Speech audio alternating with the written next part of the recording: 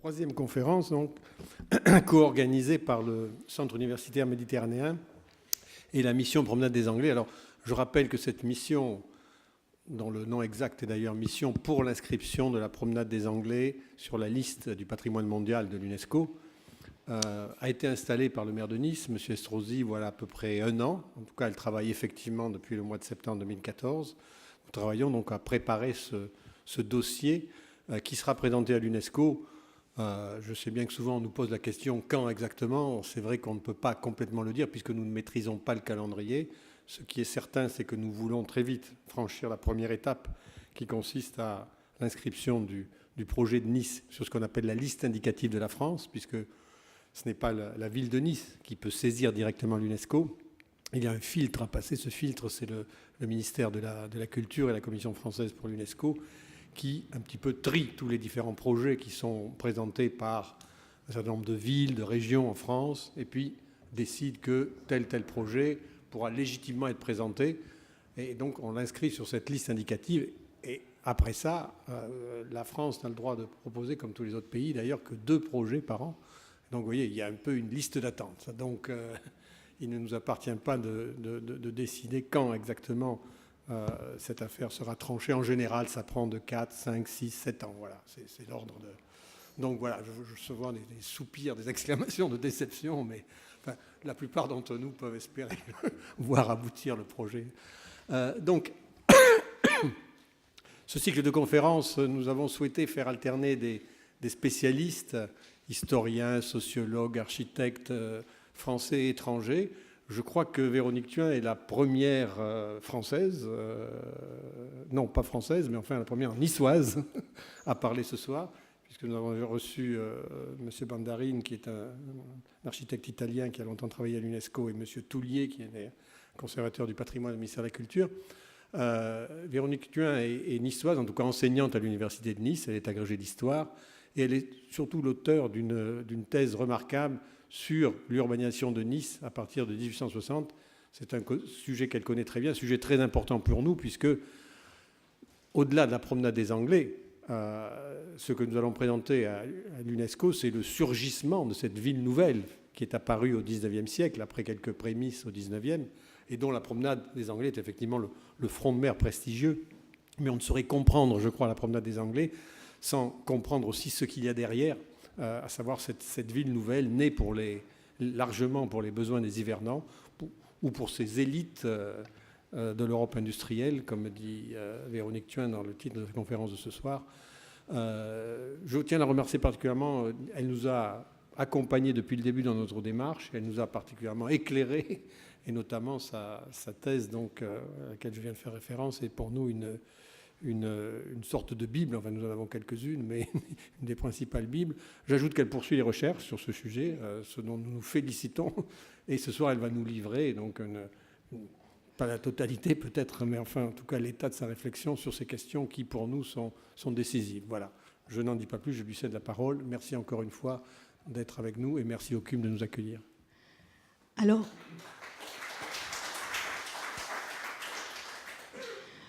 je remercie tout d'abord M. Laguez et toute l'équipe de la mission Promenade des Anglais de m'avoir proposé cette conférence.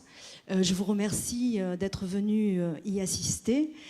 Et je disais juste en aparté avant de rentrer, je n'ai pas de stress de parler en public, mais j'ai quand même un petit stress. Parce que le sujet que je vous présente aujourd'hui, c'est vraiment un sujet qui porte sur l'ensemble de ma réflexion et l'ensemble de ce que j'ai pu découvrir du fonctionnement de cette ville. Donc, d'habitude, je peux faire des interventions sur des sujets partiels. Là, je vous rends compte de ma lecture et d'une certaine compréhension que j'ai acquise de cette ville. Alors, je sais qu'il y a 15 jours, vous avez eu la conférence brillante de M. Toulier. Je suis un peu honteuse de passer derrière. Et sur un sujet qui était Nice, capitale d'hiver, qui peut vous paraître proche. Donc, je me suis lancé le défi de ne pas m'appuyer sur les documents qu'il a lui-même utilisés. Sa conférence est en ligne, donc je ne pouvais pas être là, je l'ai visionné et je n'ai utilisé aucun des documents qu'il a utilisés. Vous ne verrez pas la jetée promenade, vous ne verrez pas le château de l'Anglais, vous ne verrez pas, etc. etc. Alors, je voudrais vous présenter la ville nouvelle telle qu'elle prend forme au XIXe siècle en tant que laboratoire de développement urbain. C'est la difficile réalisation d'une ville résidentielle dans le cadre d'une édification rapide, soutenue et qui s'inscrit dans plusieurs logiques. Donc c'est un phénomène que je vous annonce complexe. C'est la satisfaction d'une part des besoins d'une société nouvelle qui est caractérisée par son temps libre. C'est la recherche d'un idéal de la ville à un moment où se développe la réflexion urbanistique. Et c'est enfin une réalisation plutôt empirique d'une sorte de ville champignon, motivée par souvent la spéculation. Voilà donc les différentes logiques qui partent un peu dans des sens divergents de cette ville. Et je commencerai par parler de Nice telle qu'elle a séduit l'aristocratie internationale, et c'est Nice sans la ville. Il faut bien comprendre que c'est l'attraction des jardins qui s'exerce lorsque dans les guides étrangers, on évoque la ville de Nice. Ce sont les charmes d'une campagne. La ville, stricto sensu, eh bien, les hivernants la tiennent à distance. C'est ce tissu urbain resserré de ruelles étroites coincées entre la colline du château, le rivage et le paillon, un milieu répulsif presque pour ces hivernants qui recherchent, eux, le bon air, l'air pur. On va y revenir. Je vous cite un extrait d'un voyage dans le département des Alpes-Maritimes de Papon, mais c'est surtout à demi-lieue de la ville que les fleurs de toute espèce, les plantes odorantes, l'oranger et le citronnier parfument l'air d'alentour. À droite et à gauche sont des maisons fort bien décorées, presque toutes habitées par des étrangers, du moins en hiver. C'est souvent une jolie maison de campagne occupée par des Anglais ou des Allemands, des Russes, des Polonais, car la beauté du climat attire les gens de toutes sortes de nations. On est en 1804. 1804.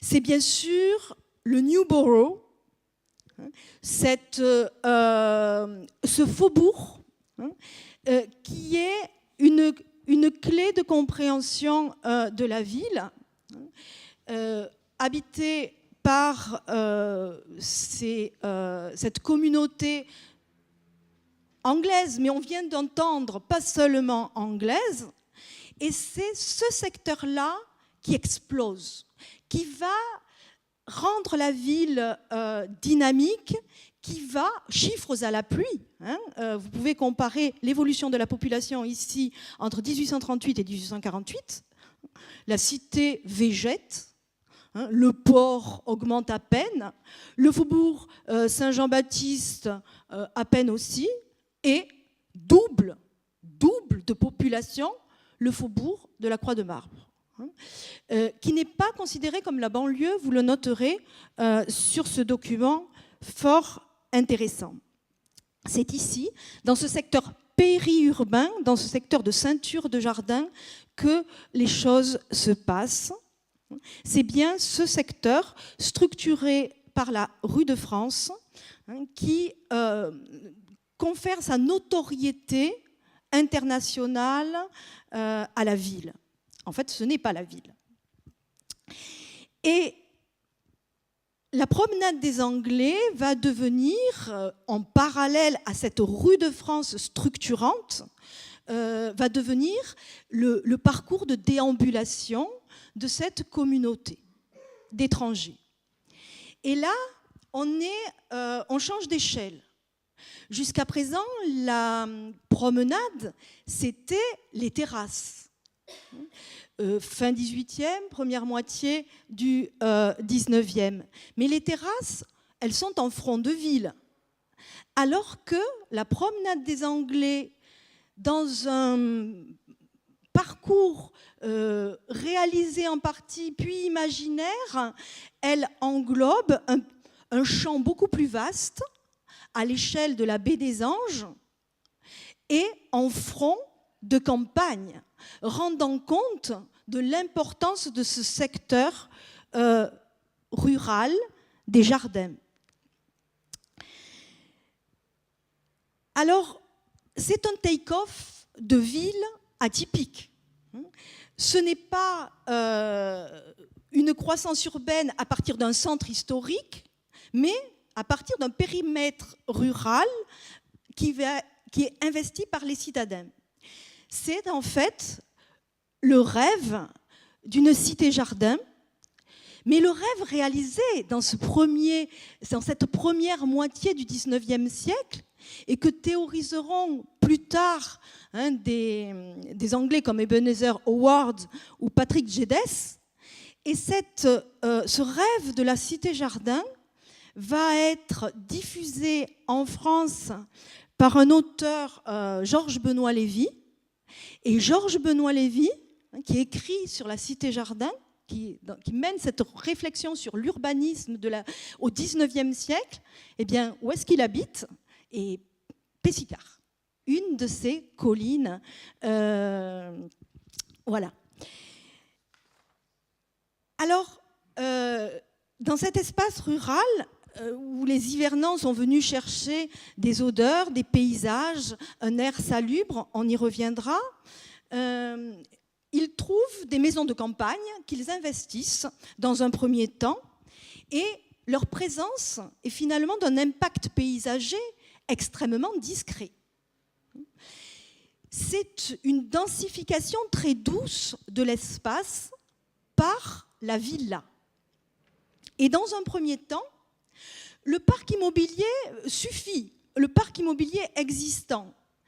Et il se crée une sorte de merveilleuse complémentarité entre les Niçois qui laissent en hiver leur maison de campagne aux hivernants, et quand les hivernants, ces hirondelles d'hiver se sont envolées, eh bien, ils vont l'été investir ces villas. De sorte que nous avons une ville avec un rythme extrêmement différencié. Bien sûr, c'est la ville d'hiver, et cet extrait de récit de voyage que je vous laisse découvrir montre bien que l'été, Nice est une ville morte. Une ville déserte.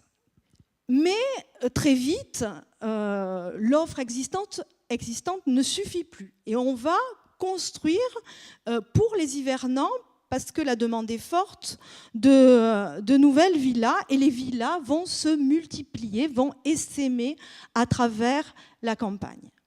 Alors, l'éventail est extrêmement large. Et là encore, un niveau de complexité. On a ces maisons de campagne, ici vous reconnaissez la villa Arson, dans d'immenses parcs qui couvrent plusieurs hectares, avec une partie rurale qui est conservée.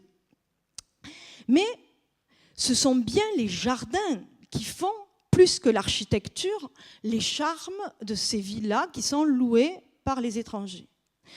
Et les jardiniers, eh bien, ce ne sont pas n'importe qui. Ce sont des personnes, des architectes paysagistes, ils méritent. Et là, dans les années 1860, vous pouvez découvrir un document où le jardinier de la Villa Arson, eh bien, avant de s'installer au service d'Arson et de proposer ses services à d'autres, il a fait le voyage en Italie, en Belgique, en Angleterre pour s'instruire et se perfectionner. On est là sur des réseaux de professionnels qui sont eux-mêmes à l'échelle internationale.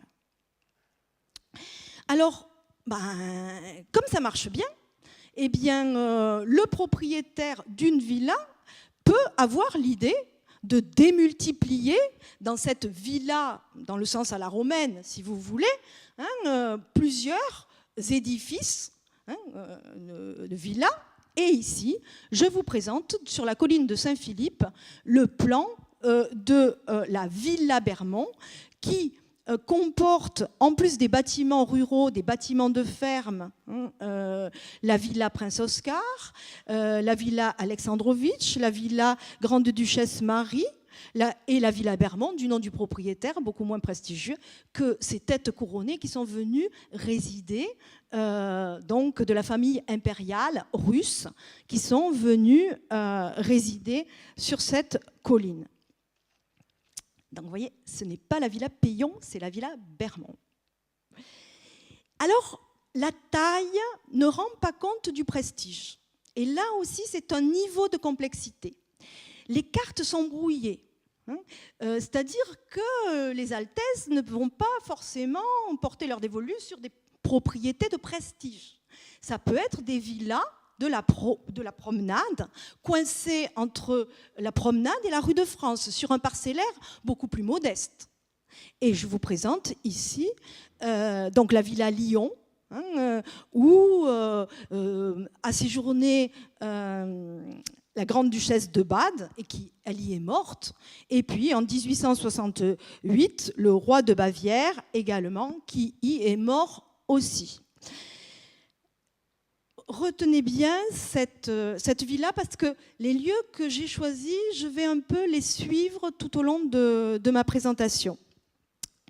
Alors, la villa, c'est presque un sens générique, et son architecture peut se décliner sous de multiples formes, des typologies où le château a toute sa place.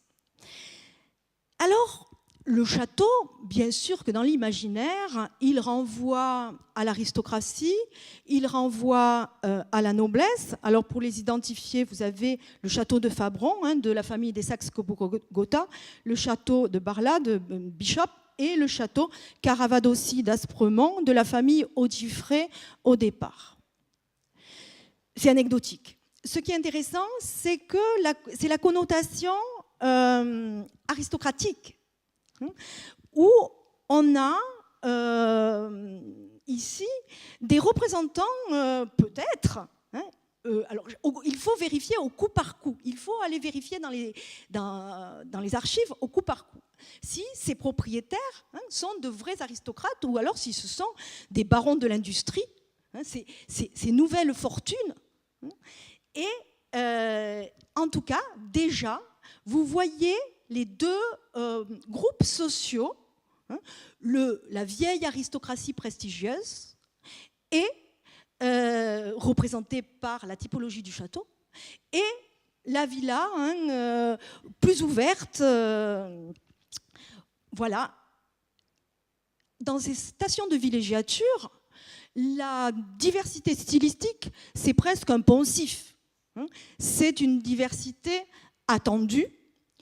Alors, excusez-moi, je me suis engagée à vous donner des exemples sur la prom chaque fois que je pourrai. Donc voilà ici le château miniature de la propriété de Petrov, de l'architecte Guy Rodin, qui est de 1911, voilà, avec un peu style oriental et les arcs outrepassés. Mais on est bien dans l'imaginaire du château sur la promenade. Donc, je vous disais, une fantaisie stylistique attendue. Et là, nous sommes sur le Mont-Boron avec une villa normande qui est de l'architecte parisien Joliet pour la famille Masselin, dépaysante. des villas normandes, mais de la même façon qu'en Normandie, eh bien, on a des villas niçoises. Donc c'est là aussi, complexité, confusion des genres. Mais ce n'est pas, rassurez-vous, le style normand qui fait fortune ici, mais plutôt, on aime bien assimiler cet espace à un espace d'exotisme. Et je ne vous montrerai pas le château de Langley, mais regardez cette carte postale au titre révélateur, Vision d'Orient. Sur la promenade, voilà un édifice miniature de l'architecte Hippolyte Chevalier de 1872 et qui fait pour Cordier, un grand sculpteur, cette villa orientalisante, néo-mauresque, avec céramique, enfin, et la végétation qui va avec, vous remarquerez. Alors,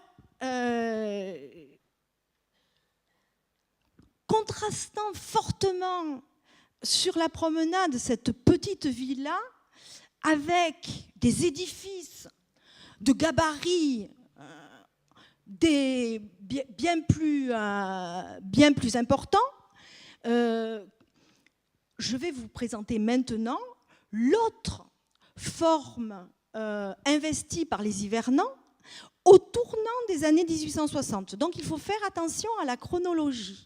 C'est la résidence dans le Grand Hôtel, que l'on appellera plus tard Palace, et la promenade des Anglais.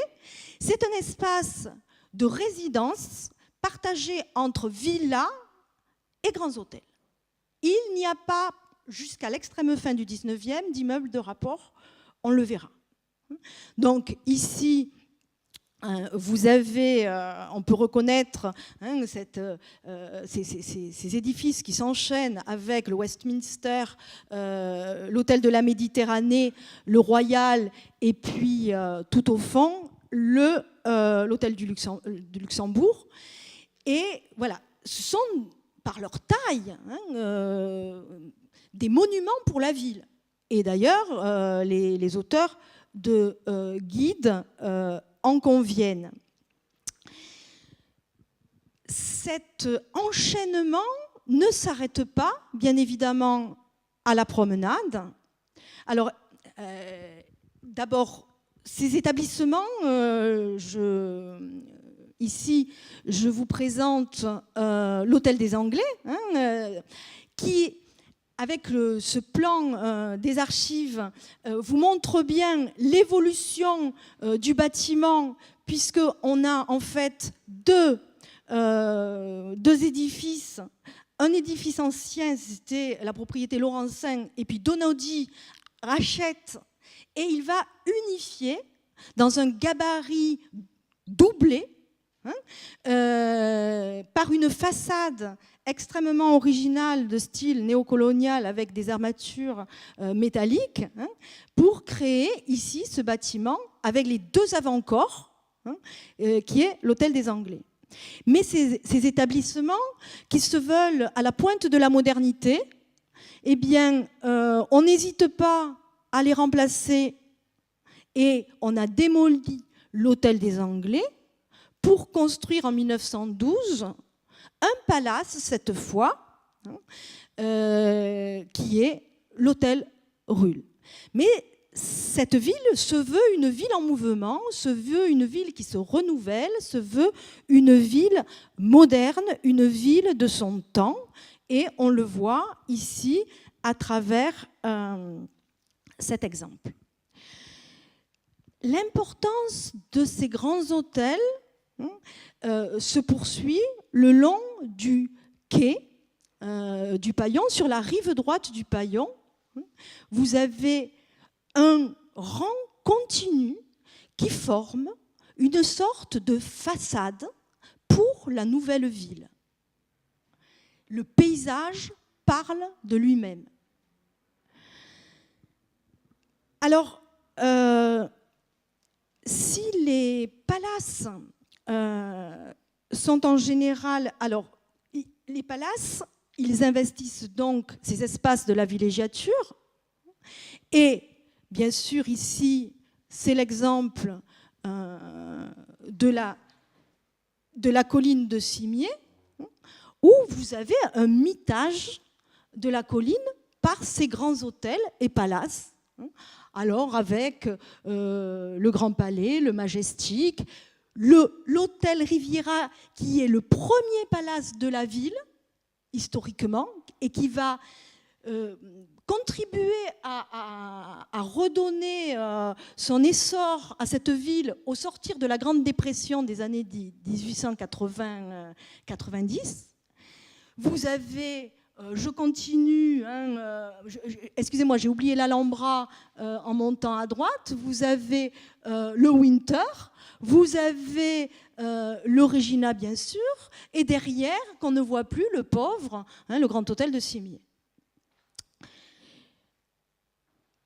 Sur la colline de Saint-Philippe, eh bien, même processus, à l'emplacement de la Villa Bermond que je vous avais présentée tout à l'heure, eh bien, on construit un grand hôtel et des villas.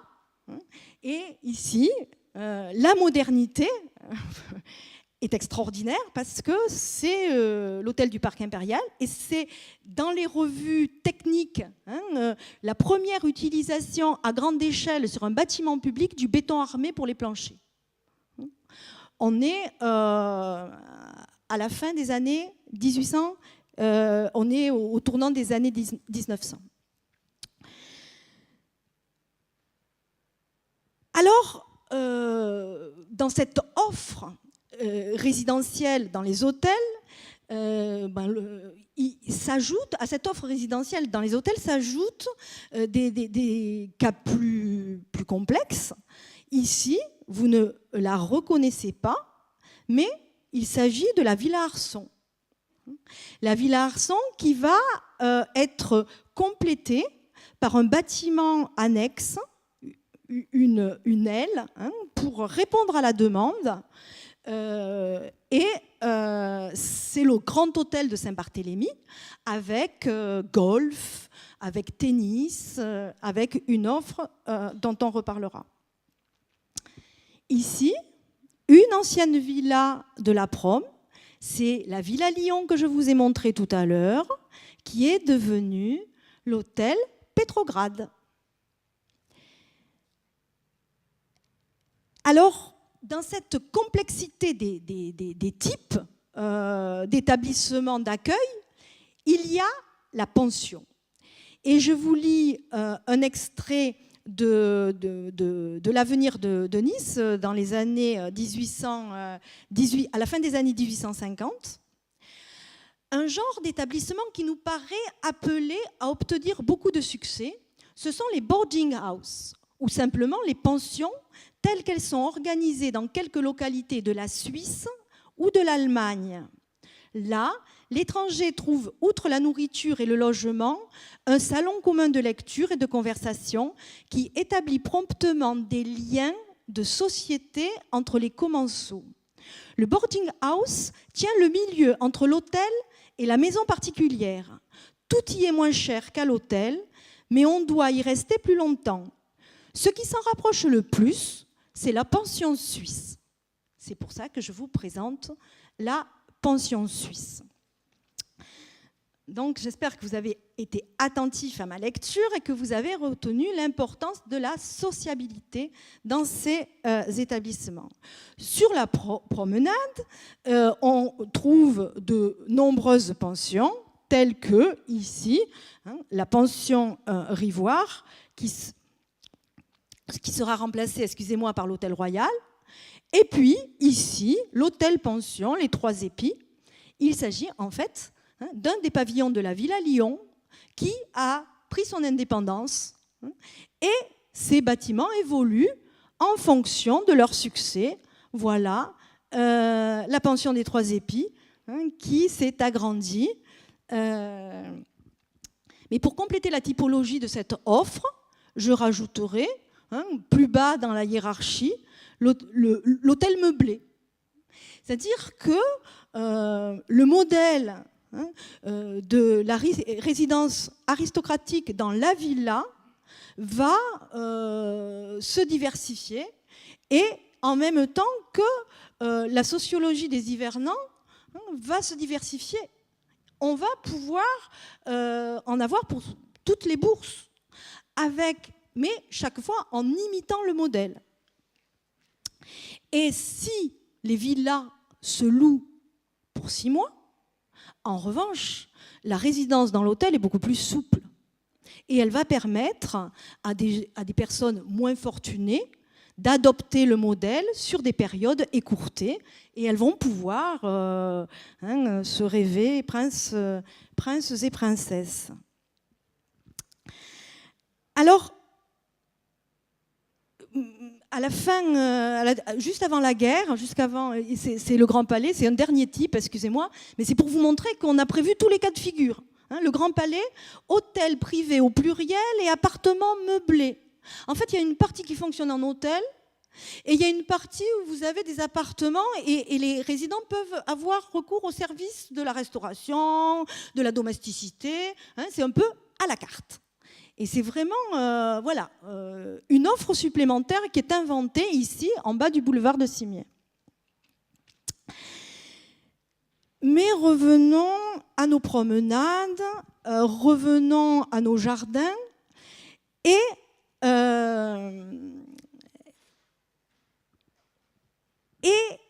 ces résidents qui venaient essentiellement pour soigner des maladies comme évidemment la phtisie, qui recherchaient le bonheur, qui faisaient des promenades alentour, vont aimer se promener sur, non pas la campagne alentour, mais sur des promenades urbaines.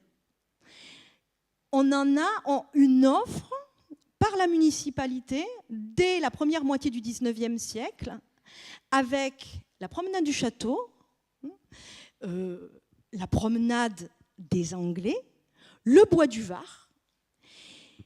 Pourquoi ? Bien parce que ces promenades concentrent la société. On s'y croise. Non seulement on peut continuer à admirer les panoramas, mais on peut être vu, reconnu. On participe de cette société qui a les moyens de s'adonner à ce temps libre. Donc, à l'origine, c'est bien la station climatérique qui a été le déclencheur. Et je vous lis ce passage d'un ouvrage de médecine. Nice est le séjour favori des malades. Beaucoup y allaient, peu en revenaient, ce qui n'empêchait pas d'en envoyer de nouveaux. Car là, comme en beaucoup d'autres choses moins importantes, la mode et l'habitude exerçaient leur empire. Il est vrai que Nice était le dernier médicament prescrit aux malades dont on désespérait. Et il n'était pas étonnant qu'on rencontrât souvent des parents vous disant « Il est mort à Nice » ou bien « Il est revenu de Nice, mais aujourd'hui, on en désespère ». Il y a cette dimension de dernier espoir qu'a exercé la ville à l'échelle internationale. Et sur la promenade des Anglais, notre actuelle Fondation Lanval s'ancre dans cette dimension, puisque c'est le jeune enfant qui n'a pas survécu, qui donne l'envie à la famille de créer cette fondation, la famille Lanval habitant sur la promenade. Donc vous voyez, dans les années 60, transport funéraire pour tout pays, tout est prévu. Alors, ne regardez pas le château de Langlais, ce n'est pas lui que je veux vous montrer, c'est dans le coin en bas à gauche, la villa La Côte, qui a été remarquablement étudié par M. Poujade, et je l'en remercie. Et vous voyez qu'à Nice, on n'a pas les cheminées d'usine, mais on a une cheminée du centre hydrothérapique, discret. Aujourd'hui, il reste la villa, il n'y a plus la cheminée. Et si, pendant longtemps, les médecins se sont contentés d'accompagner les malades, ils vont comprendre l'intérêt de proposer des thérapies particulières, et l'hydrothérapie, bien sûr, en est une. Discrétion. Ici, la villa à Vic d'Or, qui a accueilli l'impératrice Alexandra Féodorovna et qui va être transformée par le professeur docteur Desjardins en établissement hydrothérapique.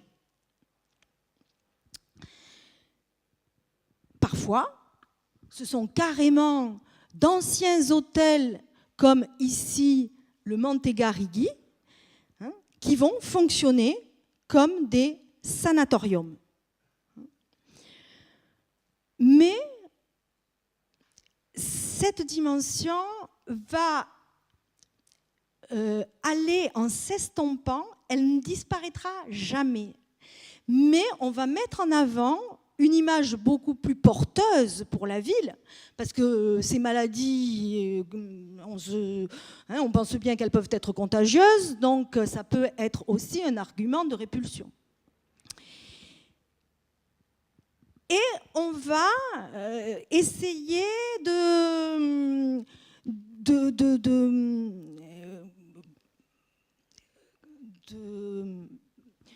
proposer des établissements où on ne fait pas bien la différence entre la thérapie et le plaisir. C'est le hammam de Nice. Bon, je passe sur l'architecture néo-mauresque. C'est le docteur Deprat. Il a rêvé avec cet établissement qui est le premier en France avant Paris, sur le modèle de celui de Londres. Et quand à Paris, ils voudront se donner un hammam, ils vont demander à Nice comment ils ont fait. Eh bien, le docteur Deprat rêvait qu'avec cet établissement, on crée une fréquentation thérapeutique sur toute l'année, comme dans les stations thermales. Ça a été un rêve en continu d'installer une Trinkhalle comme les stations allemandes, mais ça ne s'est jamais fait et on n'a jamais basculé sur la saison d'été avant 1914. Avant 1914. Pourtant, ils ont essayé. Alors, ces hivernants qui venaient essayer de guérir, qui au début n'avaient que les promenades dans la campagne, à qui on propose les promenades urbaines, ils avaient quand même, comme toute ville de province qui se respecte, la possibilité d'aller écouter de la musique. Et au théâtre, le théâtre royal, donc rue Saint-François-de-Paul, jusque-là, rien d'original. La musique, quand même, un langage international particulièrement adapté. En revanche, ce qui est intéressant, c'est de voir la démultiplication des lieux de musique. Une orgie d'offres, avec ici un basculement sur la rive droite du Paillon, avec le théâtre français de la famille Tiranti. Et ça ne va bien sûr pas s'arrêter là. On va avoir une démultiplication des salles de spectacle avec, emblématique, dans ce pays de jardin, le kiosque à musique.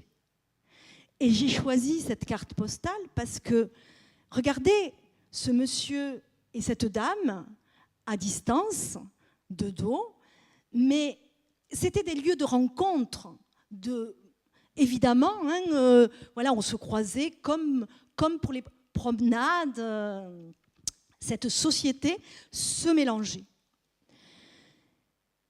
Alors, Nice va proposer des activités et un véritable calendrier à destination de l'ensemble de la communauté. Le premier divertissement organisé, et cela avant même le rattachement de Nice à la France et déjà au Var, c'est l'hippodrome. Ce sont les courses. Et puis, 1873, je ne vous l'apprends pas, le comité des fêtes qui va commencer à orchestrer le carnaval, puis en 1976, la bataille des fleurs. Et je rajouterai, pour filer ma métaphore de la complexité sociale, le temps des masques, le temps de l'inversion, le temps des rencontres autorisées, le temps de la liberté, de la mise à distance, des normes. Et puis, on enchaîne encore les divertissements avec l'organisation des régates. Et puis, on va essayer de prolonger un peu plus en avant au printemps, les fêtes de printemps. Mais là, en général, la plupart des hivernants sont partis. Et ce sont des fêtes presque niçoises. Mais enfin, on espère quand même les retenir toujours un peu plus pour ces fêtes de printemps. Il y a eu un temps aussi où on a créé la semaine automobile, qui a eu son succès. Il y a eu des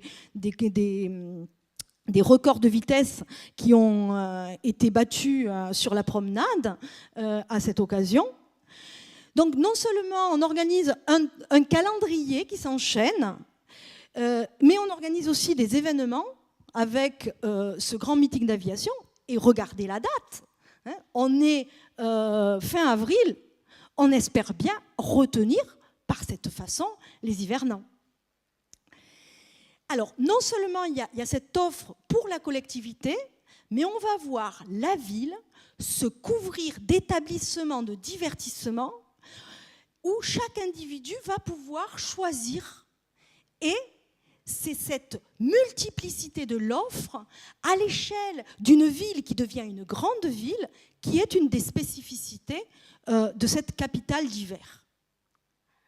Il fallait bien que je vous montre un casino, puisque l'établissement est emblématique des stations de villégiature. Mais finalement, le casino, il n'est pas si indispensable que ça. Il arrive tard. Il arrive dans la deuxième moitié des années 1860. Et ce casino, qui porte bien son nom, qui s'appelle le Casino International Promenade des Anglais, il va avoir une durée de vie extrêmement courte. Il fait faillite. Ça marche pas si bien que ça. Mais c'est pas grave. Il va être récupéré par ces cercles, ici le cercle de la Méditerranée, où on est entre soi, alors que dans le casino, on rentre, on sort, il y a un brassage social plus important, évidemment, que dans le cercle. Alors, je ne vous montre pas les deux casinos qui ont été construits sur l'eau, puisque M. Toulier vous les a montrés. Mais enfin sur des emplacements qui sont forts dans le paysage urbain, puisqu'il y en a un qui est sur la baie des Anges et que l'autre, il est au cœur de la ville, dans la nouvelle place qui structure la ville, au nouveau centre de la ville, sur le Paillon. Il faut voir que cette ville qui devient grande joue à l'échelle d'un territoire élargi. Et ici, la présence proche du casino de Monte-Carlo joue dans le pouvoir d'attraction de Nice, c'est indéniable. Je vous lis un extrait de presse de 1897. Arrivé à l'Excelsior Regina de M. Philippe, un sportman qui a mené avec lui 15 chevaux superbes. Il se propose d'organiser un service régulier de mail coach Nice-Monte-Carlo. Les voitures partiront tous les matins à 11h de l'Excelsior et quitteront le Grand Hôtel à Monte-Carlo pour rentrer à Nice le soir. Des casinos, outre les plus connus, il y en a partout. Ici, c'est le casino de la Comtesse de Lagrange, sur la colline de Cimier. Vous avez, rue Hôtel des Postes, le casino de l'Eldorado. Vous avez d'autres établissements Hein. Alors, chacun mériterait une présentation beaucoup plus longue. Je veux vous en mettre plein les yeux simplement. Hein. Avec ici, rue Saint-Philippe, le panorama, le skating ring, très à la mode. Hein. Et puis des divertissements comme un jardin d'acclimatation, un zoo, une ferme d'autruches, un cirque, un manège électrique, du patin à glace à Chambrun, un patinoire, du tir au pigeon au Montboron. Celui de Monaco était beaucoup plus chic et beaucoup plus couru, mais le comte Gurowski de Wesel avait essayé de lancer le tir au pigeon sur le Montboron. Et puis, donc, plaisir, on a vu, plaisir intellectuel, plaisir, et puis plaisir sportif avec les cours de tennis sur la place Mozart, le golf, mais c'est un peu sur le territoire de Cagnes, un peu à l'écart. Et puis le yachting, les voiliers de plaisance, une offre extrêmement complète, extrêmement moderne. Il n'y a qu'un secteur qui pêche, c'est le secteur musée. Alors là, Nice n'est pas à la hauteur. Et elle est même très en retard et tout le monde s'insurge en disant mais quand même, et pourquoi ? Eh bien, regardez dans ce guide, les collections. Ce ne sont pas les collections municipales, ce ne sont pas les collections publiques. Il suffit d'aller chez les particuliers et dans le guide, on vous indique, allez chez un tel, vous y verrez sa belle collection de fossiles, sa belle collection d'antiquités. Voilà les particuliers dans leur propriété qui suppléent le manque d'offres. Ici, on a tout de même, la municipalité un peu honteuse a fini par louer un immeuble à un particulier, Lambert, pour y installer ses collections, mais il y avait aussi dans le bâtiment les pompiers, une école, enfin c'était vraiment pas prestigieux. Ce sont les particuliers, encore une fois, qui construisent sur la promenade ce palais des Beaux-Arts, où on va montrer, mais aussi vendre des pièces artistiques. Et on a vu comment les particuliers pouvaient suppléer les lacunes des pouvoirs publics. Ce sont également les hôtels qui vont fournir une offre extraordinaire de festivités. Alors en tout genre, la musique est toujours à l'honneur. Je vous ai pris ces extraits pour vous montrer l'ampleur de l'offre. Et puis avec, on fait venir la Scala de Milan. Ici, c'est au Majestic, qui est un palace. On organise un match de boxe avec Marc Gaucher. Et donc, ces hôtels bénéficient pour attirer les résidents de l'organisation à l'échelle de l'établissement de la vie de saison. Donc, on a vu une société où l'on trouve des personnages qui ont en commun le temps libre, avec les anciens modèles aristocratiques où le noble ne travaille pas, c'est normal. Mais on a aussi les nouvelles fortunes de l'industrie qui, à distance, ici à Nice, font oublier les origines peu prestigieuses de ces fortunes et qui vont adopter, qui sont capables, qui ont les moyens de vivre 6 mois en dépensant grand seigneur. Et c'est Nice, un point de rencontre de ces deux élites, de ces deux types d'élites, avec, ajoutons-y, pour que la sauce prenne bien, des artistes, et au monde des mondains, des demi-mondaines, et parfois des rastaquaires et des personnages un peu interlopes, et on a du mal à repérer en particulier dans les hôtels, qui est qui. Et dans ces rapprochements qu'ils se permettent, on a aussi, par exemple, la petite actrice sortie du ruisseau, Odette de Crécy, avait fait ses débuts sur la promenade, je vous le rappelle, avec Proust. Et voilà, Rosalie Léon et puis le prince Saïn de Wittgenstein, un proche du tsar, plus riche que lui, on ne peut pas, et qui habitent ensemble une petite villa discrète sur la promenade des Anglais. Donc un espace de liberté et de mixité sociale. Dans ce rayonnement de Nice, il y a des modèles. Capitale divers, bien sûr, que le modèle, c'est la capitale de la France, capitale culturelle, mondiale, Paris, avec l'organisation des expositions internationales.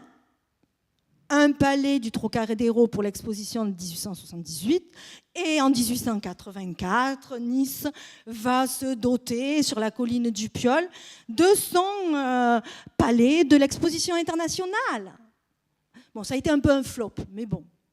Et puis, dans ce paraître, on a la promenade des Anglais qui mène au champ de course, à côté de ce jardin du Bois de Boulogne où on trouve des restaurants. Regardez le parallèle. L'avenue du Bois, les courses à Longchamp et le Pré Catelan où l'on mange. On dédouble les services. Vous avez Rumpelmeyer, boulevard Victor Hugo, donc le salon de thé extrêmement prestigieux et qui a sa réplique à Paris avec Angelina. Mais où est le modèle? Il est à Nice, il n'est pas à Paris. C'est Rumpelmeyer qui, fort de son succès niçois, est allé créer Angelina à Paris.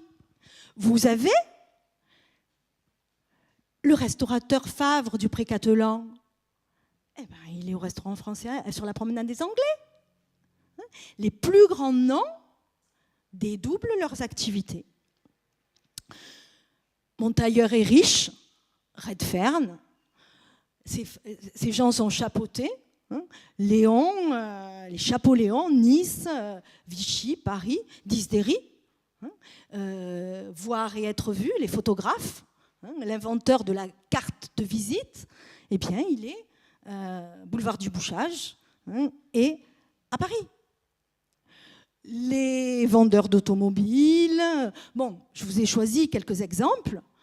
Et dans ce modèle de capitale, bien sûr, on a le monde du bonheur des dames, on a le Grand Paris, les grands magasins.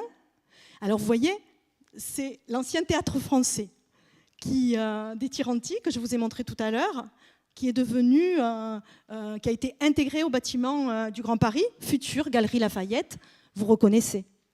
Et puis, le grand magasin de la Riviera, de Fèvre, qui occupe l'îlot, et qui est bien sur ces architectures parisiennes des grands magasins. À Nice, on fait même mieux qu'à Paris. Et par exemple, des mécènes tels que Bischofsheim dotent la ville d'un observatoire. Et au moment où il est construit, je vous cite un extrait de la presse, comparer le plus beau monument scientifique du monde, comparé à d'autres observatoires comme Pulkova de l'empereur Nicolas, celui des Allemands à Strasbourg, celui de Lord Ross en Irlande ou celui de Washington en Amérique, et celui, excusez-moi j'en oublie un, de l'empereur d'Autriche à Vienne. En effet, l'affichage international est très important. On est dans la première mondialisation, on est dans une ville-monde. Et les services suivent. On a la librairie Visconti qui fournit la presse et les revues de Russie, de Belgique, d'Espagne, d'Italie, d'Allemagne, d'Amérique, d'Angleterre, de France, etc., etc. Regardez cette pharmacie où on affiche en devanture la clientèle visée, anglaise, américaine, italienne, voilà, pharmacie Escoffier. Là, bien sûr, la plus grande lisibilité est dans ce foisonnement d'établissements cultuels qui permettent concrètement un séjour prolongé de ces élites qui peuvent vivre leur foi dans de bonnes conditions et qui sont, par leur affichage, qui entretiennent le mouvement de fréquentation de ces étrangers. Avec, attention, vous reconnaissez l'église de l'avenue Jean Médecin, l'église du révérend Père à la Vigne. Quand elle a été construite au milieu des champs. L'avenue du Prince Impérial venait juste d'être tracée et elle était à destination des hivernants. Il ne s'agissait absolument pas d'une église paroissiale. Et puis parfois, le cosmopolitisme est incarné dans certains individus. Ici, c'est Reuters, l'agence de presse qui existe toujours, et Reuters qui habitait la petite villa Valérie sur la promenade des Anglais. C'est la villa du centre que je vous présente ici. Je rajouterai un personnage que je connais bien, c'est Gurowski de Wesel, le comte Gurowski de Wesel, qui est propriétaire de la villa Lyon que je vous ai montré plusieurs fois, l'hôtel de Pétrograd, qui est consul d'Autriche-Hongrie, qui se sent polonais, qui a grandi en Allemagne, qui a fait fortune en Russie, qui est allé suivre Garibaldi en Italie, qui est installé à Nice et qui veut, voilà, ces personnages-là qui incarnent à eux tout seuls le cosmopolitisme de la ville. Lorsque le Touring Club voudra équiper de façon symbolique cette ville, il va offrir sur la plateforme du château une table d'orientation où on vous indique certes les sommets des environs, les quartiers, mais où on vous indique toutes les capitales européennes où les résidents, où les hivernants vont reconnaître leur ville d'origine. Alors, ça a marché. Et évidemment que l'arrivée du PLM a contribué à ce succès.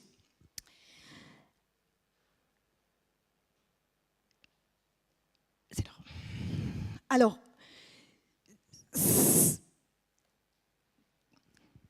mais ce succès, est-ce que ce n'était pas tuer la poule aux œufs d'or? En effet, jusqu'à présent, on n'a pas parlé des immeubles de rapport. On est dans une ville qui connaît les plus forts records de croissance en France.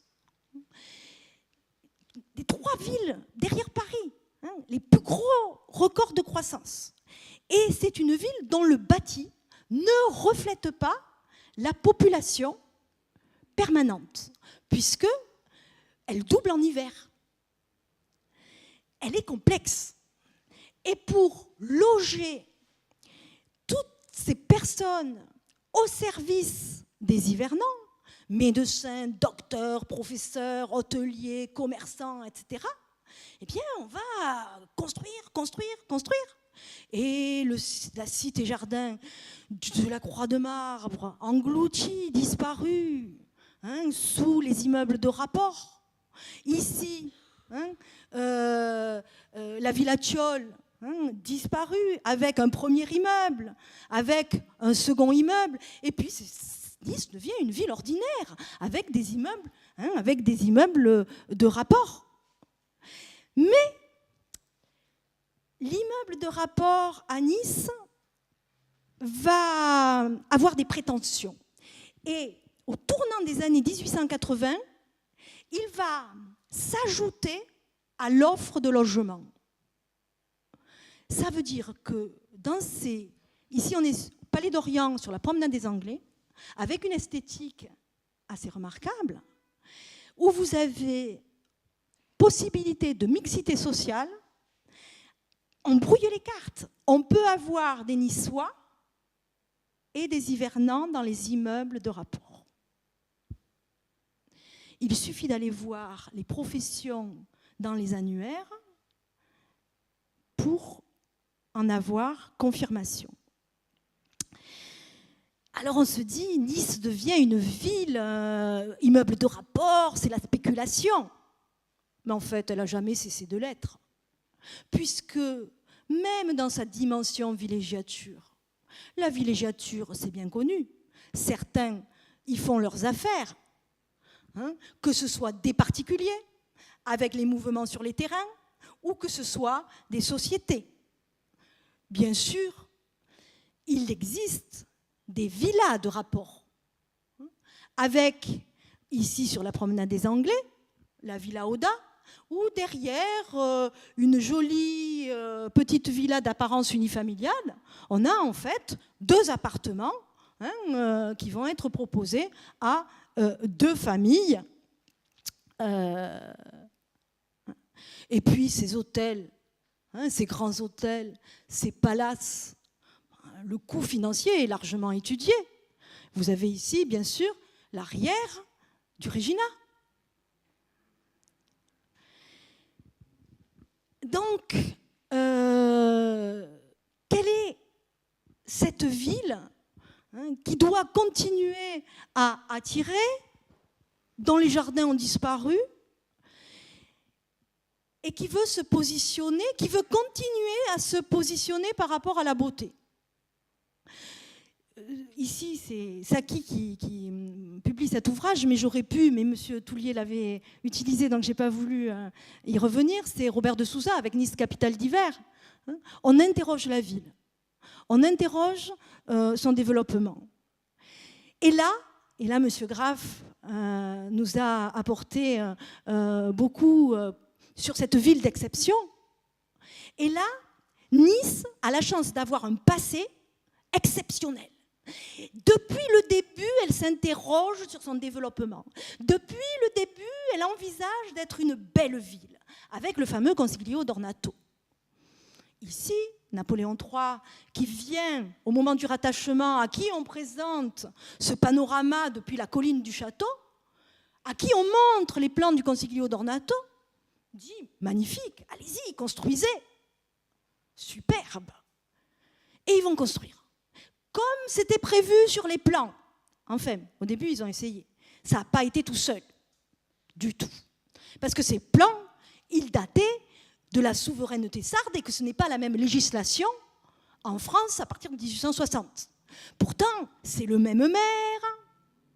Et là, prenons l'exemple de Victor Sabatier. Victor Sabatier, qui avant le rattachement de Nice à la France, demande à la municipalité de construire. Alors vous le voyez, Victor Sabatier là-bas, en fait au début il n'y avait que la moitié de l'immeuble. Et il demande à doubler sa résidence. Mal au Sénat, le Consiglio d'Ornato répond non, parce que vous allez empiéter sur le dessin du boulevard qui a été prévu et où on a prévu un reculement sur l'alignement avec 7 mètres de jardin. Et Victor Sabatier dit, bon, Nice est rattaché à la France. Il redemande. Mal au Sénat lui répond, on a déjà répondu, on vous a dit non. Il dit, je m'en fiche, je construis quand même. Il construit quand même. Et c'est le Palais Longchamp. La ville a essayé de faire démolir. Parce que si il réussit, c'est tout le plan qui saute. C'est toute la belle ville qu'on a prévue qui est mise en danger. Aujourd'hui, c'est un immeuble protégé par la ville.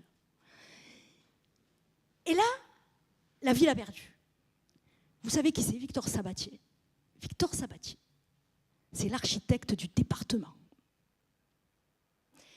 Il imposait à travers sa propre démarche le droit français. Il y a des endroits où ils ont gagné. C'est pour ça que je vous le montre. Ici, c'est la place Cassini, aujourd'hui île de beauté. Première moitié du 19e, on a prévu, c'est plus complexe que ça, mais le palais Astrodo est construit, c'est-à-dire l'immeuble à gauche de l'église du port, sous la souveraineté sarde, sauf que on devient français, et là, qui va prendre le relais pour construire la suite? Parce qu'on leur dit, à ceux qui vont construire, à ceux qui demandent la permission, ah mais il faudra faire les arcades, il faudra faire pareil qu'à côté, et ça coûte cher, et personne ne veut. Et ils se sont battus, ils se sont accrochés, et vous le savez, ils ont réussi. Et il y a un demi-siècle qui sépare les deux côtés de la place. Et petit à petit, les jardins reculent. Regardez l'alignement sur les voies qui se mettent à l'aplomb de la rue. Les projets de la ville-jardin s'évanouissent.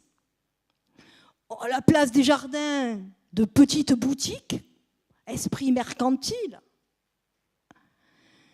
Et les lotissements, là aussi. Ce sont des types de mise en valeur de l'espace qui sont les plus représentatifs du paradoxe et entre l'esprit de spéculation et la volonté de créer du résidentiel attractif. Ça va dépendre du règlement des servitudes du lotissement, de la taille des parcelles, et l'investisseur va donner le ton. C'est une clé pour comprendre le développement de cette ville. Vous avez ici un des premiers lotissements qui est le 105 avenue sur la promenade des Anglais. Un petit lotissement, c'était Léontine Fay qui avait fait une carrière, c'est le monde des artistes. Et elle a beaucoup vendu, ils ont beaucoup vendu à des artistes. Il y a eu beaucoup d'artistes qui se sont succédés dans ces petites villes-là. Donc vous voyez une taille tout à fait modeste, et on retrouve notre colline de Saint-Philippe avec associé à l'hôtel du Parc Impérial le lotissement. Les villas Bermond ont sauté et le propriétaire qui donne le ton avec sa propre villa, la villa Les Tourelles, et là on a un lotissement qui concilie l'esthétique, la place des jardins, mais il y en a d'autres qui essayent d'en mettre un maximum avec des parcelles timbre-poste. Et de même que dans l'immeuble de rapport, les hivernants avaient été accueillis, dans les lotissements de la périphérie, qui sont censés être des espaces de la villégiature des hivernants, on va avoir des Niçois qui vont se dire « Ah ben ça, c'est à notre portée ». On invente la banlieue pavillonnaire avec un siècle d'avance. Voilà le domaine du Petit Piolle avec ce mitage de l'espace. Et Robert de Souza hurle « Mais c'est moche, c'est de la spéculation, on gâche la ville, on gâche les paysages ». Pourtant, il faut sauver la beauté de cette ville par tous les moyens. On va faire des concours des plus beaux immeubles, des plus beaux édifices. La Villa Masséna, récompensée. L'hôtel du Parc Impérial, il fallait que je vous le montre achevé quand même. Récompensé également. Et il y a toute une équipe c'est une équipe qui travaille à Nice et à Paris. C'est le musée social qui va se battre pour protéger les paysages urbains avec des campagnes contre les réclames qui gâchent l'espace public, et ils vont faire adopter des lois en 1910 contre les réclames. Ici, vous voyez le Grand Marnier un peu arrogant.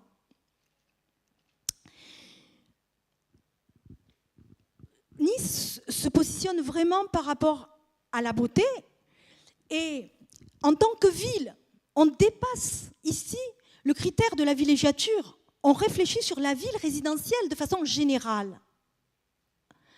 On réfléchit sur l'urbanisme. C'est un laboratoire. Et il y a un pendant. Rappelez-vous les origines, la thérapie.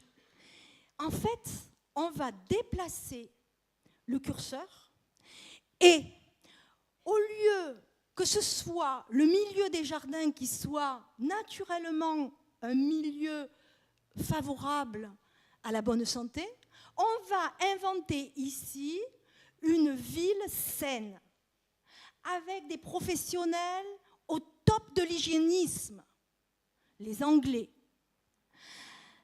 Ça a l'air de rien, cet arroseur de promenade, mais ça évite les poussières. C'est une préoccupation constante. Et on va s'équiper avec des égouts, un système d'égouts, que va nous copier Saint-Pétersbourg, Paris. On est sur de l'avant-garde, on visite les égouts. Le docteur Balès, très fier, avec son service d'hygiène. Le système d'assainissement de l'eau par l'ozone, on est les premiers. Marius Otto. On crée une ville non seulement belle, mais une ville saine. Et merci d'avoir patienté, parce que j'ai un peu dépassé. Et donc, j'en arrive à ma conclusion. J'ai essayé de vous montrer qu'au départ, Nice n'était pas dans Nice, elle était tout alentour. Mais avec son développement, la réalité d'une ville s'est imposée avec toutes ces problématiques et le déchirement entre un idéal qui est l'idéal dont rêvaient les hivernants aussi, et la réalité des mécanismes de la spéculation. Elle a oscillé, elle a avancé. Aujourd'hui, on a oublié ce passé atypique. On ne peut pas la ramener à une simple station de villégiature. Vous l'avez vu, elle n'en a pas la taille, elle est bien plus, elle est un modèle. Elle n'est pas non plus une ville ordinaire. Et cet archétype, pour nos villes actuelles, est intéressant.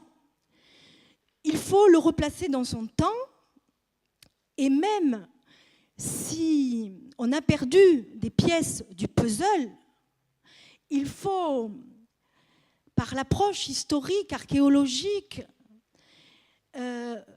reconnaître cette exception. Et